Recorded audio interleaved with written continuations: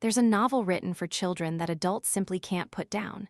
When the book was widely published, the then U.S. President Roosevelt even wrote to the author, saying he had read it 3 times straight. Why does a children's book hold such an unusual, captivating power over adults? Today, we want to share that very book with you, The Wind in the Willows*, a timeless classic by Kenneth Grahame. As you step into its beautiful, gentle prose, you'll find a peaceful haven. Here are seemingly simple children's stories that nonetheless leave adults pondering profound thoughts about friendship, life, growth, and especially, what it truly means to be a good friend. In the book, the author brings to life 4 vivid characters, each with distinct personalities. Mole is timid yet possesses a strong yearning for adventure. Water Rat is enthusiastic and rational. Badger is chivalrous and kind-hearted. And Toad is impetuous and reckless. They witness flowers bloom and fade, stand by each other through life's trials, and ultimately achieve transformation and maturity. Some readers have described the friendship in this novel as a gentle breeze rustling through the willows in early summer. Just the thought of it brings a sense of healing. Perhaps it's because the adult world is filled with strange sorrows. We grow up with expectations, only to be gradually saddened by regrets. Friends who once promised to always be there have quietly disappeared into the crowd. People we used to talk to every day now slowly drift out of touch. We meet up with old middle and high school friends, only to feel an unfamiliar emptiness, realizing there's no common ground left between us. We gradually accept a truth: the older we get, the fewer friends we have. Lu Xun once said, "To have one true confidant in life is enough." Yet, amidst life's hustle and bustle, many still feel a solitary ache. Is it time that erodes friendship, or are we simply not good enough to hold on to anyone? What kind of friend is truly worth cherishing? And how can we ourselves become a genuinely good friend? If you've ever asked yourself these questions, then we invite you to listen to this reflection inspired by the gentle yet profound classic, The Wind in the Willows*, titled, "What Does It Truly Mean to Be a Good Friend?" True friendship is defined by distance. As spring arrived with its warmth, Mole suddenly felt the urge to leave his familiar home, drawn by the call of his heart. He was ready to venture into the wild woods, a place he had never set foot in before. There, he got stuck by a riverbank and was fortunately rescued by Water Rat. From that day on, they became friends. Mole, having grown up in a dark burrow, was utterly thrilled by this new experience with his new friend. But at the same time, he worried. Would a life like Water Rat's be lonely, devoid of true friends? In reality, though often solitary, Water Rat was never lacking in affection. He had a friend, Toad, famous for his colossal fortune and always the center of attention in the entire district. However, despite rarely visiting Toad's home, Water Rat frequently read news about his friend in the papers. And then there was Badger, who lived on the other side of the river and disliked being bothered, so Water Rat simply observed him from afar, never making unexpected visits. Mole gradually realized that despite infrequent interactions, the bond between Water Rat and his friends never faded. One day, while on a distant journey, Toad spotted a large automobile. Already passionate about adventure, Toad immediately wanted to own this car, even though he had already been in 7 accidents prior. Hearing the news, his friends became incredibly worried, paying even closer attention to Toad's every action. But then, at the beginning of summer, Toad bought a new car, and they couldn't sit idly by. Badger, who usually never wanted to leave his home, took the initiative to join Mole and Water Rat, putting aside all their personal tasks, to go to Toad's mansion to counsel him, helping their friend avoid reckless mistakes that could lead to disaster.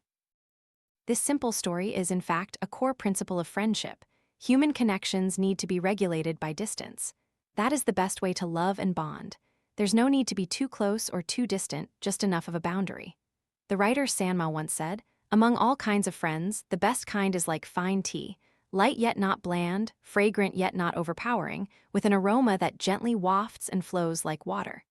This is the philosophy of moderation. Everything is beautiful when it's just right, and so is friendship. Like the characters in the story, they don't try to live on the same river. Each swims in their own current. Far enough for their individual lives to flow freely, yet close enough for a warm embrace to reach out when a swirl hits. Many of us believe that best friends need to meet frequently. But as time passes, Everyone has their own life. Scattered across the land, separation is inevitable. If we use proximity and frequency of meetings to gauge the intimacy of friendships, we create expectations, always hoping our friends will reciprocate our feelings with specific actions. But once expectations arise, so does disappointment, and the initial sincerity can become distorted. True friendship is quiet and enduring. It doesn't need constant emotional proof, nor does it depend on how often you meet. Even if you and your friend live in the same city, work together, or even share a home, it's essential to proactively create space for each other. Because no matter how close a relationship is, without boundaries, it can become a burden. The closer you are as friends, the more you need to maintain physical distance, verbal boundaries, and financial boundaries. When people are too close, each other's flaws often get magnified, and instead of growing closer, resentment and criticism can arise. It's best to clearly define each person's private space and not interfere too much. And no matter how familiar you are, be cautious with your words. Closeness doesn't mean you can blurt out anything or pry into every private matter. If they want to tell you, they will, otherwise, that's their boundary. Respect it and don't cross it. Finally, financial boundaries also need to be clear in friendship. A French writer once said, "Friendship must be without profit." Friends are friends, money is money. When these two are confused, it becomes an insoluble mess. A true friendship is one where you are ready to help when needed, but don't bother each other when not. Each person lives their own life but maintains a spiritual connection. Not bothering each other, yet always in each other's hearts. Gentle yet not tedious, long-lasting yet not tiresome. That is the most beautiful state of friendship. A true friend doesn't drift away due to differences. After befriending Water Rat, Mole quickly became close with Toad. For someone accustomed to a monotonous life like Mole, Toad's mansion was a world of wonder. He especially loved the elaborate horse-drawn carriage that allowed Toad to travel freely wherever he wished. So Toad invited Mole and Water Rat on a distant adventure. With Mole's enthusiastic encouragement, Toad boldly agreed to explore new things. But for Water Rat, the life of a traveler held no appeal. He preferred stability and disliked disruption, so he flatly refused to join. Mole earnestly pleaded with Water Rat, "I'll always be with you, but this trip sounds truly exciting." Water Rat, a rational and principled individual, looked into Mole's hopeful and sincere eyes and agreed. Soon after, the three friends packed their bags and set off. The journey was filled with excitement for Toad and Mole. They ran and jumped along the roads, watching the sun rise and set, their hearts full of joy. Only Water Rat remained quiet. Sensitive Mole noticed his unease and whispered, "How about we leave tomorrow morning and go back to the riverbank?" This understanding suggestion deeply moved Water Rat, leaving him speechless. But even though he disliked the current wandering days, he still wanted to continue the journey. Water Rat understood Toad's impulsive nature too well. Staying was partly to prevent his friend from getting into trouble and partly to fulfill Mole's wish. The next morning, while Toad was still sound asleep, Water Rat woke early to prepare for the new leg of their journey. For Water Rat, willingly doing something for a friend left no room for feeling slighted or demanding reciprocity. There's a saying, in a lifetime, meeting a friend with power or money isn't necessarily valuable. The rarest thing is to meet someone who understands you. So, what truly makes a friend understand us? It's someone willing to let go of their own sharp edges, tolerant of differences in your personality, hobbies, and lifestyle. This person doesn't demand you change to fit them, but respects your choices, empathizes, and facilitates your desires.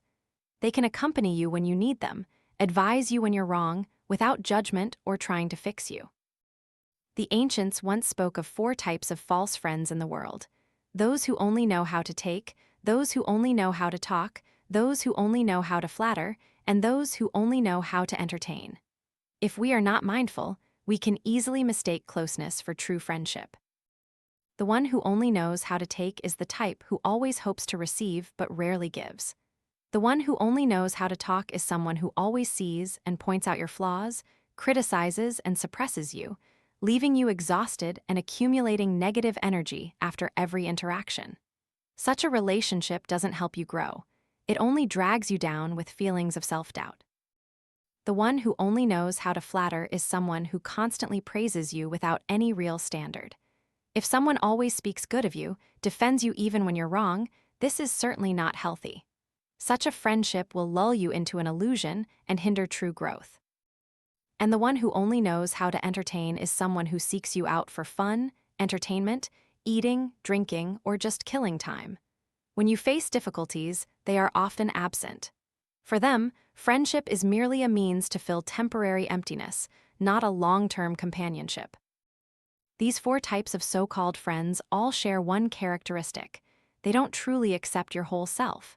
If there are differences, or if they find something they don't like about you, they will gradually distance themselves or be unwilling to stand by you when you need support. Ted Chiang, the author of Stories of Your Life and Others, once said, "Maturity is when you see the differences but realize those differences don't matter." A truly good friend doesn't demand absolute similarity, but always has a heart wide enough to embrace all differences, still enough to listen, and full of enough love not to turn the relationship into a binding obligation or a tool to satisfy their own ego. They cannot adorn you when you shine, but they will surely warm you when you are in distress. Despite his friend's constant warnings, Toad eventually caused a huge stir. One morning, Toad secretly slipped away from everyone and went to a small town alone. There, he became captivated by a car that already had an owner. In a fit of excitement, he forgot everything, jumped into the driver's seat, and sped off without the owner's permission. The situation escalated beyond limits. As Toad was driving at high speed, recklessly dashing down the avenue, the police quickly gave chase. Toad was arrested and sentenced to 20 years in prison. In the ensuing days, confined to a low, dark cell, Toad endured an endless stretch of days where the sun seemed to never shine. Until he was helped by the jailer's daughter, who pitied Toad for his remorse and lent him clothes to disguise himself as a washerwoman to escape. But upon returning home, he discovered his mansion had been taken over by a gang of weasels during his imprisonment. Fortunately, Badger and Mole had persistently stood guard around the estate for a long time. Through scorching sunny days and heavy rains, they silently slept on the lawn, observing every move of the occupiers and planning to reclaim their friend's home. Now that the rightful owner had returned, the group of friends united to defeat the intruders and finally repossess the mansion. After this incident, thanks to the boundless forgiveness and sincere companionship of his friends, Toad truly recognized his mistakes. He stopped being wasteful, gave up his bad habits, and became a kind, polite, and humble gentleman. In real life, how many people come for profit and leave when things get tough? A philosopher once said, "In poverty, you know who your friends are. In chaos, you know who truly loves you." Indeed, only when leaves fall do we know autumn has arrived. Only in adversity do we know who is genuinely sincere. Those who constantly flatter you may not be true confidants. But those who treat you the same when you're down and out, who always grant you enough patience, who never abandon you when you fall, who don't criticize or avoid you for your flaws or mistakes, those are truly soulmates. A true friend may not stand shoulder to shoulder with you when you're at the peak, but when you face difficulties, they will be ready to stand up and help. This is what makes a truly good friend. Although positioned as children's literature, I find the story within it to be anything but childish. On the contrary, it is incredibly relevant for adults. If, through this sharing, you haven't yet felt that, then I invite you to turn the pages yourself to discover the elegance in its language and the layers of gentle yet profound philosophy hidden beneath the author's every word. Perhaps you will see yourself in Mole's reflection, a weary soul facing an endless series of repetitive tasks. Then, one day, you might answer the call of your heart, let go of old habits, step out into the sunlight, savor every moment in nature, meet new friends, experience a completely different life, and begin a journey of discovery. Like the characters in the story, you might rescue a rich, arrogant, boastful friend, and then help them truly mature and transform. And in the end, you will understand who your true confidant is. Just like the characters in the story, after all, they found their own soulmates. On some endless summer evenings, the 4 friends sometimes strolled together through the wild woods. To be precise, the Wind in the Willows asterisk is an invitation to return to the core essence of the connection between humanity and nature, between people, and between each person and themselves. It poses simple yet profound questions. How should we live? How should we make friends? And where is our true home, a place where we can see ourselves full of love, compassion, and empathy for others. If you are feeling suffocated by your current life, stuck in relationships, or unable to find a spiritual anchor, then be brave and step out of your comfort zone. Give yourself the chance to immerse in nature, to experience a new space. And remember, true friendship doesn't come from constant closeness, nor does it require absolute similarity. What's important is knowing how to maintain a suitable distance, accepting all differences in your friend, not trying to prove yourself right, and not needing the other person to acknowledge or fulfill anything for you. What you don't want others to do to you, don't do to anyone else. Finally, be ready to help your friends with all your sincerity, enthusiasm, unconditionally, and without calculation. When you live in alignment with your high frequency, you will meet truly precious friends who resonate with you. And now, have you heard the rustle of the wind through the willows?